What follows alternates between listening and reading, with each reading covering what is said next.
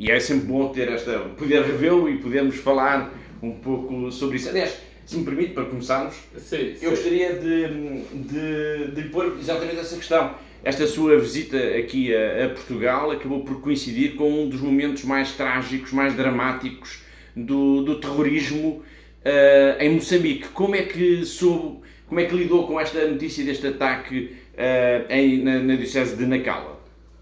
Foi um momento difícil, como tem sido sempre quando acolhemos notícias assim de assassinatos a pessoas inocentes, civis, e na Diocese de Pemba, na província de Cabo Delgado. E desta vez, e pela primeira vez, desde que começaram estes ataques, começou esta violência de terrorismo, pela primeira vez então tivemos o assassinato de uma religiosa, de uma irmã, e para nós isto chegou-nos como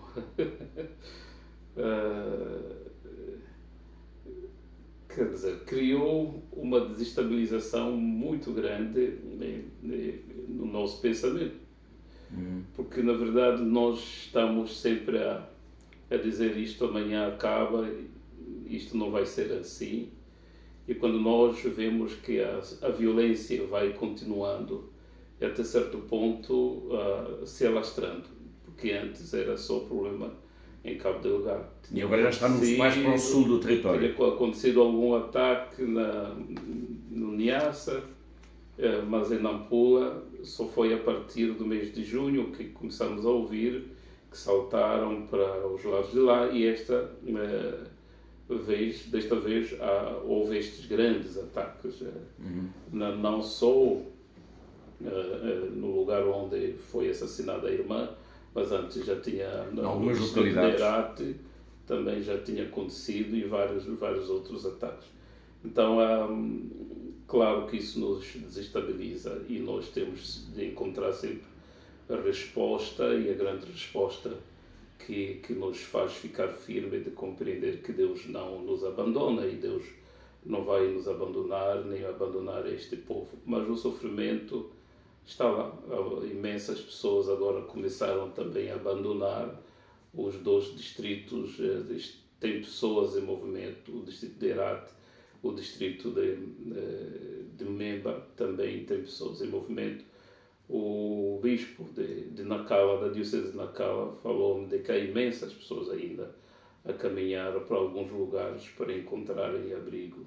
Mas este é o fenómeno que nós já temos assistido já há alguns anos na minha Diocese de Pemba, e também estão pessoas a deslocarem-se, porque antes de começarem os ataques no distrito de Memba e Herate, esses ataques foram acontecendo nos distritos de Anquabe e Chiura, que pertencem à Diocese de Pemba, e aí também houve aldeias queimadas, pessoas mortas, e inclusivamente nós perdemos 2 responsáveis das comunidades, animadores nossos das comunidades cristãs, foram também assassinados nessa altura, foram mortos por decapitação.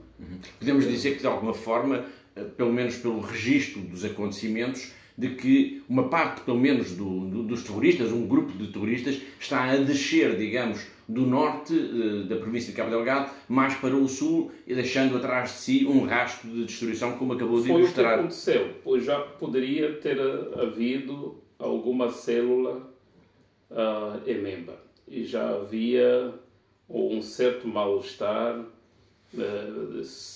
Alguns dizem que, vindos de fora do país, estavam a fazer atividades de radicalização em Memba. Isto já se tinha escutado. E, portanto, por via disso, já deviam estar lá alguns radicalizados e prontos, provavelmente à espera de um comando. E eu penso que o comando para estas ações e tudo isso, para estes ataques, deve ter descido de cima. E os que já estavam prontos se juntaram. E os que foram preparados em Memba conhecem os lugares, conhecem a história, conhecem as pessoas, e então foram indicando e também, portanto, participando nesta ação. São filhos daí, com outros que vieram para reforçar, que já fazem guerra em Cabo Delgado e portanto, avançaram. O ataque ficou marcado, este ataque na comunidade de Chipene, ficou marcado pelo assassinato da irmã, italiana, de 83 anos, que já tinha estado precisamente na diocese de Pemba também em trabalho missionário. Dom Juliás conheceu-a? Não, quando eu cheguei ela já estava em Nacala, já estava na diocese de Nacala.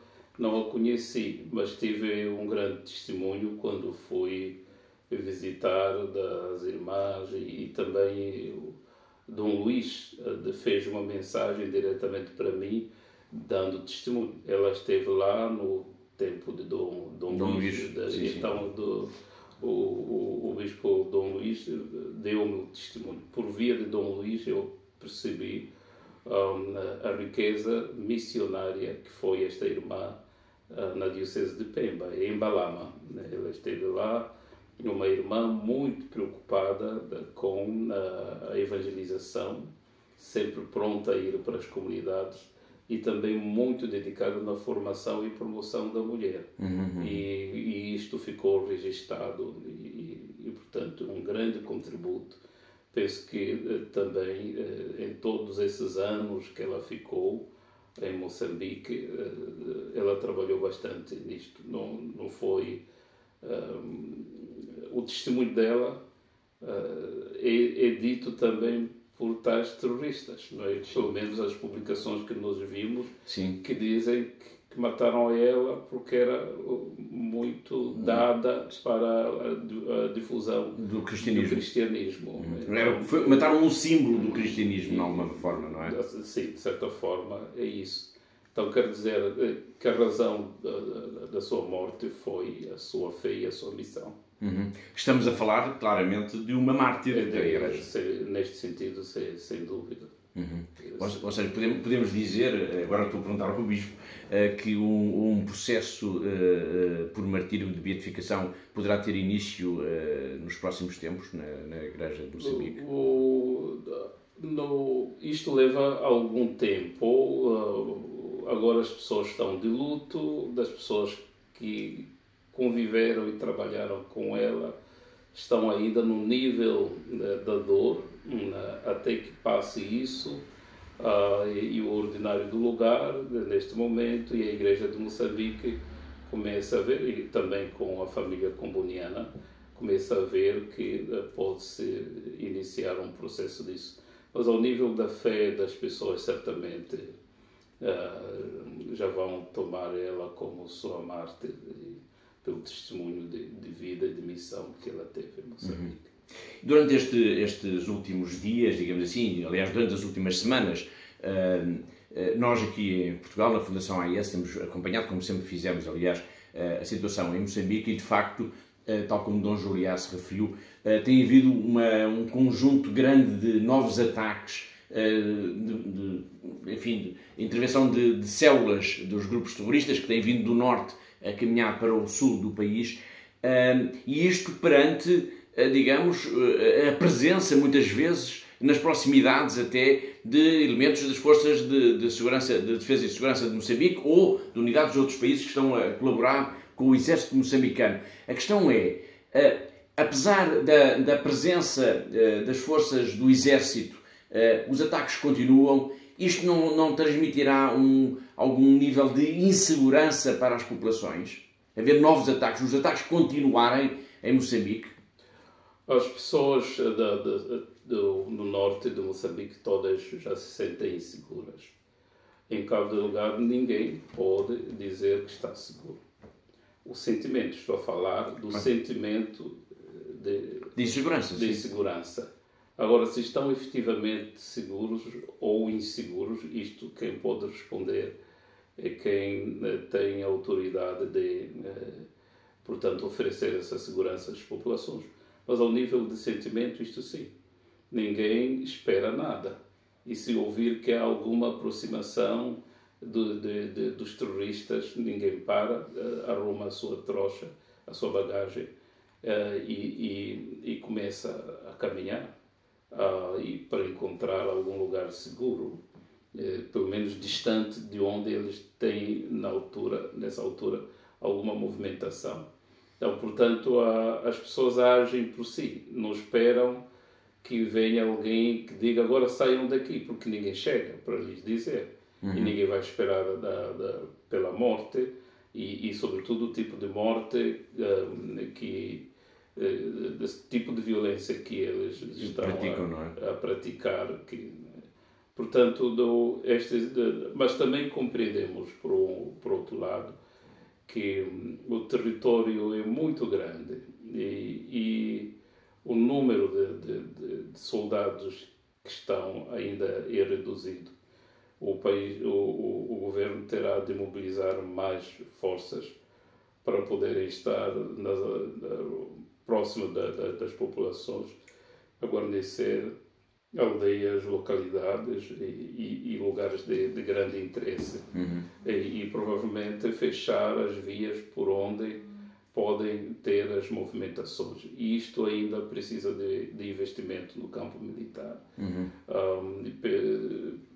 Não sei, nós não temos alguma indicação clara de quantos estão sendo treinados e quais são as necessidades em termos de investimento para Moçambique ter tropa suficiente que garanta alguma proteção para este povo. Mas como nós, os bispos e também alguns da sociedade civil, temos estado a falar que a solução militar não há de ser a única, porque estes jovens são moçambicanos, a maioria deles, uns poucos podem ter dos terroristas, portanto, de fora, sim, mas a boa parte destes terroristas são jovens moçambicanos, saem das aldeias, conhecem essas aldeias e fazem estratégias, portanto, muito locais, por terem o domínio dessas aldeias. Facilmente eles se escondem e vigiam também o movimento das forças de defesa de Moçambique e vão agindo quando os outros estão distantes. Aproveitam quando já estão desguarnecidos, eles fazem ação. E quando já aparecem as forças, eles já também não estão aí. Quer dizer que há necessidade de incluir mais elementos nesta luta. Quer dizer, toda a sociedade moçambicana deve estar envolvida. As lideranças que compõem a sociedade moçambicana devem estar envolvidas. Inclusivamente a Igreja deve estar envolvida também na mobilização para que se semeiem sempre atitudes, pensamentos e visões para a paz e estabilidade no país. Neste momento, nós ainda não fomos abordados oficialmente da necessidade de colaborarmos. Fazemos nosso esforço, como é próprio da natureza da Igreja, de transmitir o amor e a paz entre os homens. Mas não estamos ligados às outras forças da sociedade numa ação conjunta. Uma espécie de uma frente comum para lidar com a questão do terrorismo. Não é? Exatamente. Isso não está. Nós temos feito nossos encontros interreligiosos. Certo. Líderes cristãos e líderes muçulmanos. Certo. Fazemos nosso esforço, mas se este esforço não for capitalizado e constituirmos uma frente comum, fazemos apenas, perdemos energias e portanto eu acho que há necessidade e não sou eu sozinho que penso assim, somos muitos, estamos a pensar nisto, mas não se trata de criar de o governo pensar e depois impor, certo, para os outros poderem implementar. Não é isso.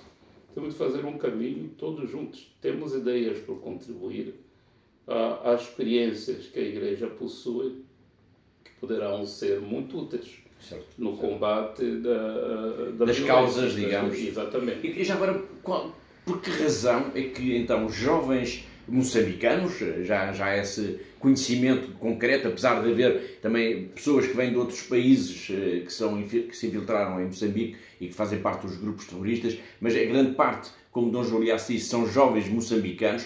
Por que razão é que eles acabaram por assumir esta luta tão radical que sentem no terrorismo, na dor, na violência, na morte?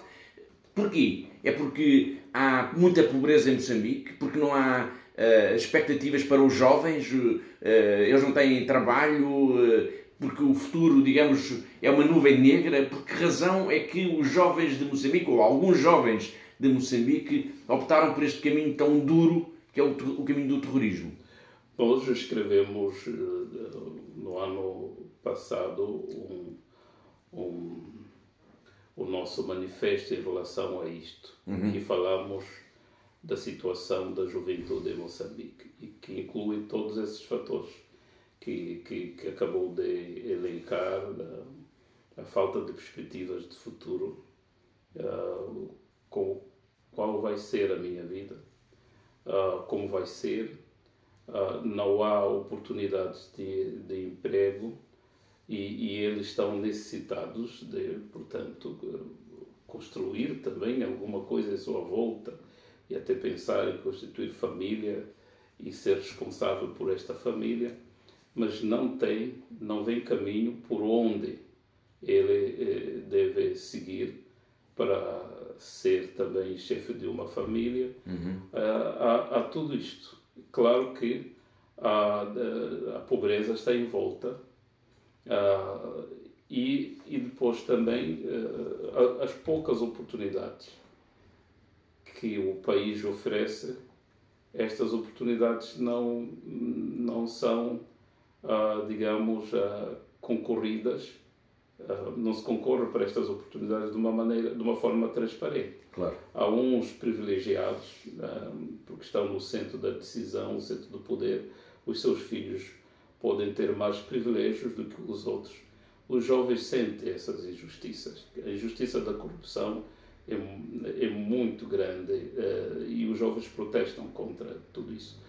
Quando lhes aparece uma oportunidade como esta, e começam a aliciar esses jovens para a violência, prometendo-lhes também algum valor, algum dinheiro, ou até emprego, ou então um futuro melhor, que ninguém promete, o Estado não promete, o governo não promete, mas os que promovem a radicalização vão promovendo isto, vão também transmitindo um futuro diferente, se formos nós a ficarmos, a mandarmos em tudo isso, e vamos constituir um território em que quem vai tomar conta somos nós, todas as riquezas serão para nós, e nós estaremos todos bem e tal. Facilmente eles embarcam para isso. Pois. Mas isto é uma ilusão. Não é? A violência nunca é boa. Não é solução para nada. Não se constrói nada com base na violência. Exatamente. Como é evidente. A Fundação AES esteve há quase um ano. Foi em novembro que nós tivemos uma equipa da Fundação, esteve em Pemba, aliás, esteve em Moçambique, não só em Pemba. Nós praticamente viajámos por todo o território, e na altura deu para conhecer, para visitar muitas comunidades religiosas, várias realidades do trabalho da Igreja Católica em Moçambique, e percebeu-se claramente, uma das conclusões, digamos, que é possível tirar, é que há um enorme amor da Igreja, desse trabalho anónimo de padres, de irmãs, de religiosos, como a irmã que agora foi barbaramente assassinada, na promoção do povo de Moçambique, no apoio. É um trabalho gratuito, é um trabalho de uma generosidade de facto extraordinária, mas é um trabalho que, de facto, uma das ideias, das imagens que eu retenho do tempo que nós passámos em Moçambique, é que, de facto, é um trabalho quase que ingrato, porque a dimensão da pobreza, da falta de meios, é tão grande, tão grande, tão grande, que a dedicação extraordinária destas pessoas é insuficiente para alterar as coisas, digamos assim. Sento um pouco essa imagem também, como líder da Igreja Católica, de que esta é uma batalha de um David contra um Golias? Não vejo. É verdade, uma batalha de David contra Golias. As necessidades são imensas, e a pobreza também está lá. Há muitas insuficiências, mas o trabalho que a Igreja faz, no fim, nós louvamos a Deus. Sentimos que realmente o que fazemos é pouco, mas o que fazemos muda sempre alguma coisa. É sempre bom perceber o sorriso das outras pessoas e também perceber que, por causa da Igreja, eu tenho visto isso nas visitas pastorais, quantas pessoas enchem, crianças a correr de um lado para o outro só para ver o bispo. É uma esperança muito grande de perceber que a Igreja está do lado deles. E quando eles se apercebem de que a Igreja está do lado deles, eles não param na Igreja, percebem que Deus lhes ama.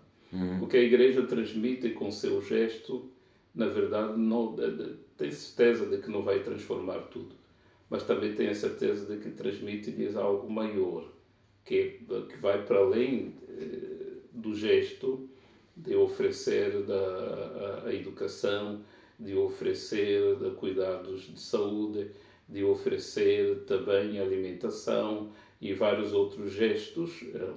Vai para além disso. Eles percebem que há alguma coisa mais. E isto é o que é da Igreja. Nós não agimos como uma organização não governamental. Certo. Nós fazemos a caridade como fruto da nossa própria missão, como fruto do Evangelho. E aí eles entendem. E isto tem sido muito gratificante para todos os missionários. A grande alegria está nisto. Não está no facto de ver, agora eu mudei toda esta realidade. Nós não conseguiremos mudar como Igreja tudo. Não temos meios. E para isto agradecemos bastante, mesmo para estas poucas ajudas. Nós temos recebido também dos outros. Aproveito esta oportunidade para agradecer a todos os que colaboram com a Fundação AIS, Ajuda a Igreja que Sofre, mesmo os que fazem suas doações, particularmente pensando no sofrimento que existe em Moçambique, nos deslocados, nas crianças malnutridas, nas crianças que não têm possibilidade de frequentar a escola porque lhes falta material, falta de fardamento e até aquelas ajudas para o apoio psicossocial de pessoas que experimentam essa violência, participam desta violência, que depois ficam também com dificuldades muito grandes e que a Igreja tem contribuído com serviços de apoio psicossocial. Tudo isso sem a contribuição de cada um, dos que pensam nos outros e contribuem através da ajuda à Igreja que Sofre, não seria possível nós também agirmos e sermos úteis. Neste sentido, reitero o meu agradecimento. Tenho feito várias vezes, mas continuo a fazê-lo e também encorajar, porque agora com a Ucrânia imensas organizações estão a esquecer de Cabo Delgado e o mundo todo também vai esquecendo de Cabo Delgado, vai esquecendo do norte de Moçambique, porque agora a violência terrorista ultrapassou as fronteiras de Cabo Delgado. Já é justo falarmos do norte de Moçambique e quero deixar o meu apelo para que não se esqueçam. Se o mundo esquecer de nós não vamos ser úteis e aquele povo vai simplesmente se perceber de que está à sua sorte, ninguém se interessa por eles. Isto vai ser muito mal, vamos começar a ter mortes e tudo isso. Tem pessoas que chegam e dizem, bom, já tem havido apoios que chegaram e tudo isso, mas nós não vemos mudanças consideráveis. Eu tenho dito, vai para o registro das mortes, para ver quantas mortes morreram nesta zona por causa da fome. Então, se ninguém morreu é porque durante um ano tivemos de dar a comida e dar alimentação às pessoas, às famílias, exige muitos custos. Não é pouco, as pessoas comem diariamente, nem se consegue dar as refeições diárias, mas ao menos para que não morram e não estejam praticamente com problemas graves de desnutrição. Certo.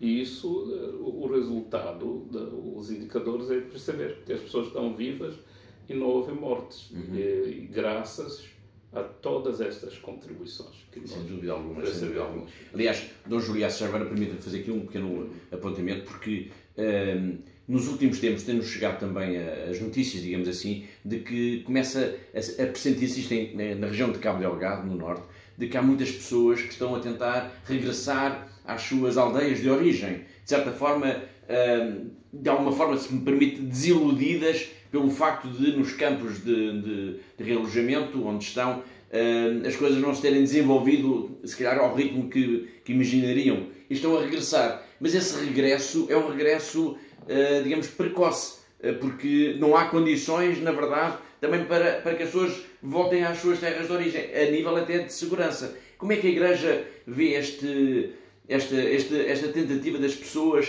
de voltarem às suas terras de origem? Quando ninguém oferece uma solução forte e essa solução mostra que existe o futuro para a pessoa, então cada um faz a sua solução. Neste momento não há o campo de reassentamento. Muitos desses campos são apenas lugares provisórios.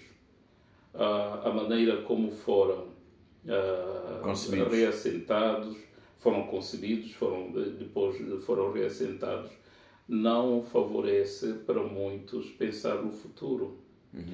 Não têm campos para poderem produzir o suficiente, ou os campos que foram atribuídos são campos praticamente sem possibilidade de ter a umidade, porque eles estão distantes dos rios ou das baixas, ou porque não existem baixas, e precisa esperar apenas a umidade da chuva. Então só se faz uma colheita, e porque os campos são pequenos, a colheita é muito reduzida para poder sustentar a sua família ao longo de todo o ano. Só pode ser alguns meses, depois volta de novo o ciclo da fome e precisam de ajuda para a família. Mas também estão em solos, em terras que tradicionalmente não lhes pertencem. Há sempre aquela coisa de, bom, não estou na minha terra, aqui é dos outros. Depois são, às vezes, o grupo étnico Makonde, que está numa zona, numa região do grupo étnico Makua. Então, se saem do campo de reassentamento, a língua que se fala é Makua, não é Shimakonde. Então, se sente de que não está no lugar próprio. Então, acabam tomando esta decisão, e basta alguém dizer, bom, é possível viver-se na nossa aldeia, só que temos de ter precaução, porque eles podem chegar e voltam para lá, para tentar de novo reconstruir, mas estão conscientes de que estão a expor-se ao risco. Não estão a voltar dizendo que está tudo bem. Não, eu há pouco tempo estive na parte norte da nossa diocese, estive em Cabo Delgado, fui a Imbu, fui a Nangololo, e pelas conversas que eu tive com os que retornaram, eles dizem que estamos conscientes do risco que nós estamos a sofrer, mas preferimos estar na nossa terra e preferimos morrer na nossa terra, porque tudo é morte.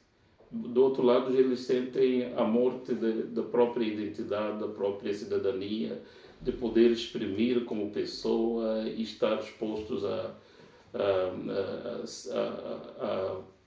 aquela coisa, aquela condição de pedinte, de queixoso. Mas no outro lado, estou na minha casa, tenho a minha fruteira, tiro as frutas. Tem as memórias? Tenho as memórias e podem queimar a casa, eu volto a construir. Claro. E então vivem dessa forma. Quando sentem que há alguma aproximação dos terroristas, então a vida no mato se esconde.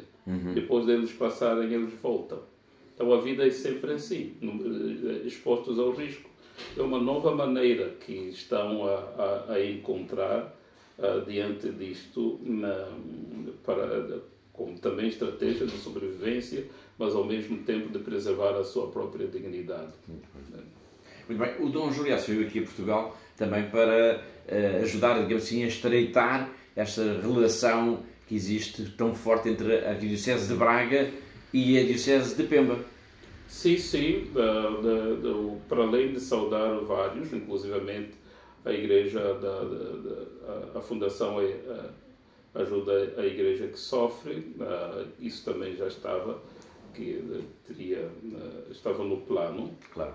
Mas o grande objetivo foi de estreitarmos as nossas relações com a Arquidiocese de Braga, com quem estamos a manter um acordo de cooperação missionária já há bastante tempo. Isto começou com Dom Luís Lisboa e quando eu assumi a diocese ele me apresentou este entendimento e eu disse que ia primeiro conhecer e depois fazer o seguimento. E acontece que do lado de Braga tem agora um novo arcebispo primário e portanto achamos por bem nos conhecermos, dialogarmos, estarmos juntos e olharmos para o futuro.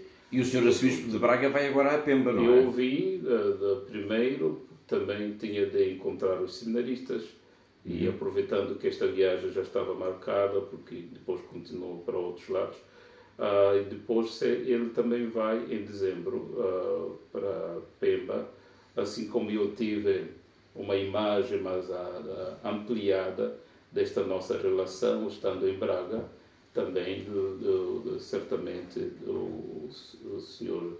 Arcebispo Dom José vai ampliar a sua imagem desta nossa relação quando for a Pemba, conhecendo a nossa diocese, entrando em contato com também o clero que nós temos, os missionários, e o projeto Salama, que são da presença de missionários, padres, sacerdotes e leigos e leigas, missionários de Braga, que mantêm, portanto, a assistência, mantém os cuidados da paróquia de Ocua, no distrito de Chure, na Diocese de Pemba. Muito bem.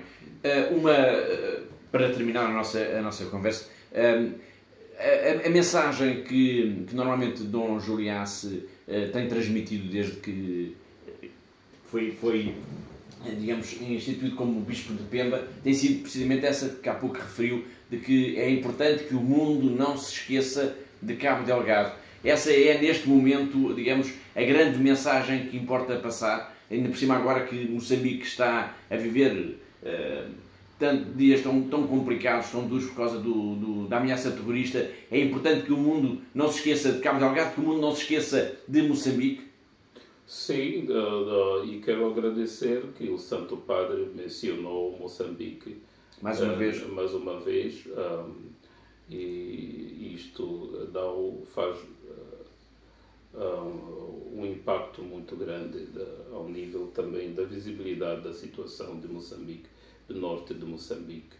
E há um esforço que foi feito e de mobilização de muita gente ao nível do mundo, e houve intervenções Aqui na Europa, a partir de vários grupos, várias organizações, a própria da Igreja também, a Fundação Ajuda a Igreja que Sofre, se mobilizaram e fizeram visível o que estava a acontecer no norte de Moçambique.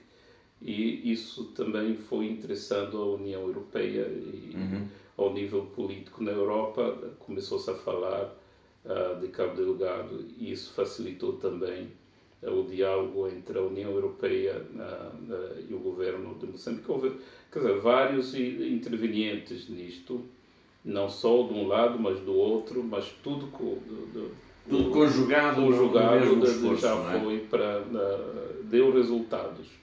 Houve muita contribuição na altura forte em que tivemos milhares de deslocados em pouco tempo e que sem a intervenção de todos não seria possível manter a vida daquelas pessoas. Nós recebíamos 200.000 deslocados, 400.000 deslocados em pouco tempo. Como alimentar todas as pessoas? E ainda estamos com cerca de 800.000 deslocados.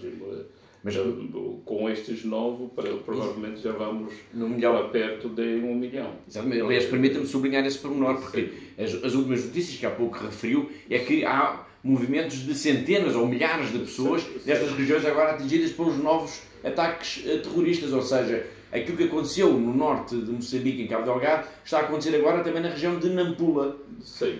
O Dom Alberto falava antes há 4 dias atrás de que estavam provavelmente em movimento cerca de 100.000 pessoas. 100.000 pessoas? Sim, de todos aqueles distritos em movimento. Algumas dessas pessoas vão alojando nas famílias. Os organismos internacionais que estão a tentar mapear a movimentação não conseguem em pouco tempo verificar estas pessoas. Provavelmente conseguem apenas contabilizar aqueles que estão em situação de não encontrar alguém que lhes receba na sua própria casa. Mas há imensas pessoas deslocadas neste momento, ou nestes últimos dias. Então, e isso é um novo drama humanitário. É um novo drama humanitário. É um novo drama. Juntando-se já do lado de Cabo Delgado, os 2 distritos que mencionei, Ancoaba e Chiura, tem muitos novos deslocados.